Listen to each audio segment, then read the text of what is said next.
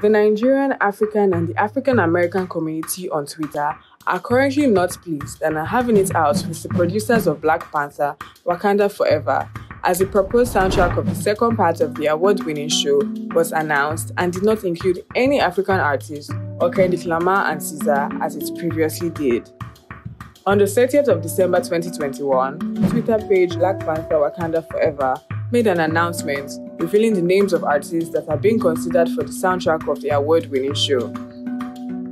Of course, they must have expected such an announcement to be followed by praises from the fans of said artist, but instead, they got mixed and mostly unfavorable reactions from the Black community.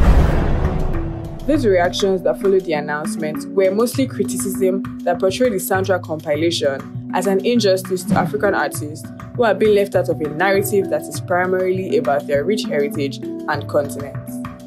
As Casually Dope on Twitter tweeted, "Okay, I love this artist, but isn't Wakanda an African country?" He then proceeded to call the names of some popular artists in Nigeria like Tems, Wizkid, Davido, Falz, Adekunle Gold, Tiwa, Buju, Burna, and others.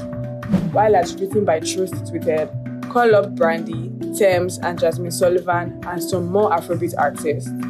As Tenardon tweeted, "All the African N-words making bangers, and this who they considering." While Nigerians and some Black Twitter users are fighting for Afrobeats and how it was totally ignored, Kendrick Lamar fans had a different complaint as it appears that the singer who made the first album is not among the supposedly considered artists. At Fabis Boateng 03 said, "Y'all were fine with Kendrick on the first album, what's wrong now?" While Noe tweeted, "Bring back Kendrick." Despite all this, some music lovers were having a great day with the considerations as The Weeknd, Doja Cat, Stormzy, Brent Fayez, and Solange fans posted celebratory tweets talking about how they would rock clubs with the soundtrack. Many of these fans also replied to the reactions by saying the artists people are not considering African enough have African heritage. As Slots for Thugs tweet captured this perspective perfectly by tweeting, "I'm confused why people are saying can we get African artists like there's no 3 African artists right here." And another was by SSG Simone who tweeted, "Doja's half South African and The Weeknd is from Ethiopia, so stop asking where's the African artist."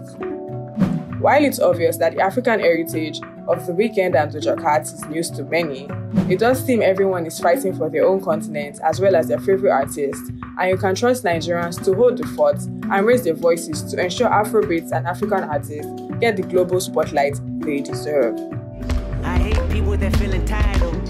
Ironically, for the Black Panther original movie released in February 2018, the artists that had made the soundtracks were not so different from the ones being considered for this year.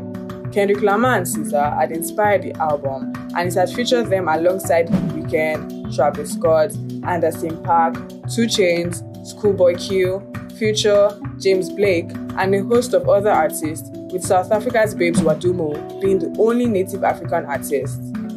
That being said, the forthcoming movie Black Panther Wakanda Forever is slated for release on the 11th of December 2022, and we would like to know what you think about Black Panther's soundtrack consideration.